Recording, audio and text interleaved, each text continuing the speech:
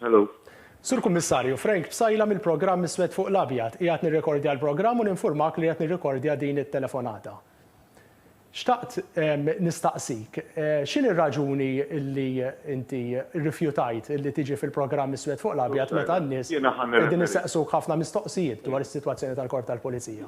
Jiena ħan nirreferik biss li ċertu mistoqsijiet li jaqgħu taħt is-section 112 tal-artiklu 164 tal-Kodiċi Kriminali li jiena fuq dawn is-suġġetti ma nistax. Jiġifieri, Sur Kummissarju, ħalli nsaqsik dwar il-fiduċja tan-nies fil-Korp tal-Pulizija. Sar survey tal-Malta Today riċentament li jgħid li n-nies qed jitilfu l-fiduċja tagħhom fil-Korp tal-Pulizija. Inti da ma jinkwetakx, inti l-persuna li qed tmexxi l-Korp tal-Pulizija. Sur Bsajla, jiena. Ma taqax taħt il-walwantu, din hija mistoqsija ta' interess ġenerali. Jiena il-fiduċja tan-nies fil-Pulizija ma naħsibx li hija waħda daqshekk baxxa. Qed nikwotalek sondaġġ jiena nimmaġina li rajtu inti. Ħajsir survey biex naraw naqra l-opinjoni tan-nies x'inhi tal-Pulizija.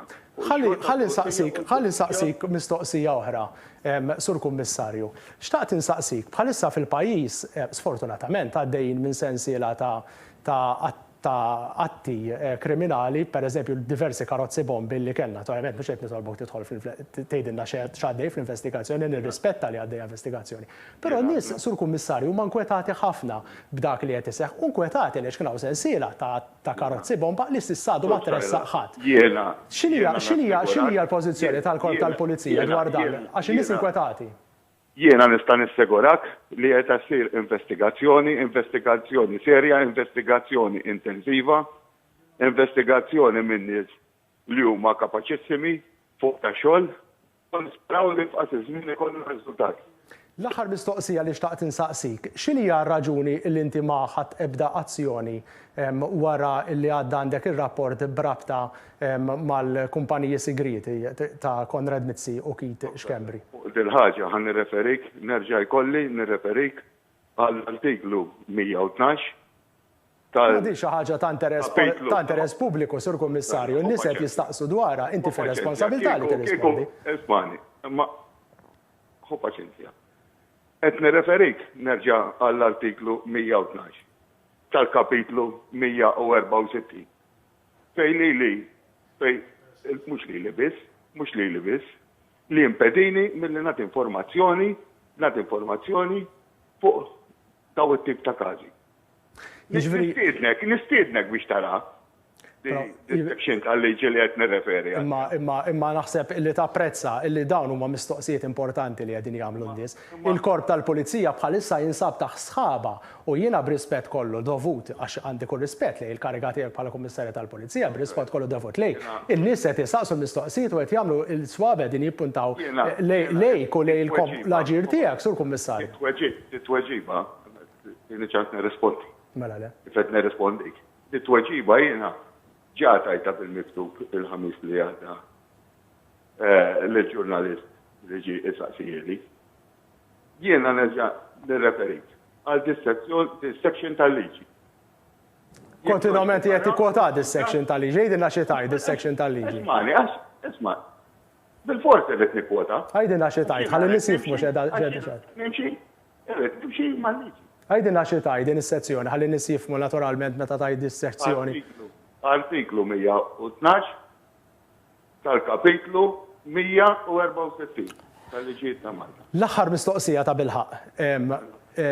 Però grazzi li bqajt miegħi fuq il-linja u tirrispondi daw il-mistoqsijiet. Għal daqstant tal-inqas napprezza dan. Fl-aħħar. Ta' xejn meta ġurnalist partikolari għatlu jibgħat il-mistoqsijiet bil-miktub. Ftit wara, irrispondejtu. Fl-aħħar. Napprezza li da għandi kaħu kol, jiena sammejt il-kelma u rispondejtu. Fl-aħħar ftit snin telqu numru ta' persuni li kienu uffiċjali għolin fil-Korp tal-Pulizija, investigaturi ewlenin li telqu mill-Korp tal-Pulizija. U jingħad li telqu minħabba diversi raġunijiet, pereżempju jingħad intelqu minħabba kondizzjonijiet tax-xogħol milli ma kinux favorevoli, jingħad ukoll li kien hemm intelaq minħabba anka intħil politiku. Kellim nifti dwar dan, x'inhi reazzjoni tiegħek? Jiena li nista' nirrispondik huwa fi żmien kemm ili fil-kariga jiena kemm daħlu lura. Li kienu telqu kien hemm min telaq reġa' daħlu. Però inti qed tirreferi għall-uffiċjali li ma kinux ta' rispett kollu lehom, ma mhux l-aktar jiena qed nirreferik mingħajr ma nsemmi ismijiet għax wieħed m'għandux jagħmel hekk hawnhekk, però qed nirreferi għall-uffiċjali għoljin ħafna fil-korp tal-pulizija li ma baqgħux hemmhekk. Però rridu nżommu wkoll in konsiderazzjoni li hawn min li jażel li wara 25 sena servizz isib opportunità oħra naħseb jiena li joħodha. Waħda mill-affarijiet li aħna 25 sena servizz, dak li jkun jista' jagħti il-każ ma jispiċċax ta' età kbira, jista' jsib opportunità ta' xogħol u joħodha. Di waħda mir-raġunijiet prinċipali għaliex ikun hemm min jażel li wara 25 sena servizz jitlaq mill-korp tal-pulizija. Bħalissa għaddejja investigazzjoni min-naħa tal-gvern dwar storja li ġiet rapportata fil-Malta Today l-ħadd li għadda, l-istorja ta' żewġ persuni li jidher dawn allegatament ħankunu ċari bidlu l-statement tagħhom, daw kienu ammettew mal-pulizija li kienu taw statement li nqabdu bidrogi fil-possess tagħhom biex jitraffikawhom, iltaqgħu ma' żewġ allegatament nerġa' ngħid, żewġ politiċi għoljin u bidlu l-statement, il-pulizija ħallhom jibdlu l-statement. Il-gvern ħatar inkjesta, sa wieħed jista' jagħmel ħafna mistoqsijiet dwar dik, imma lanqas il-gvern fetaħ inkjesta.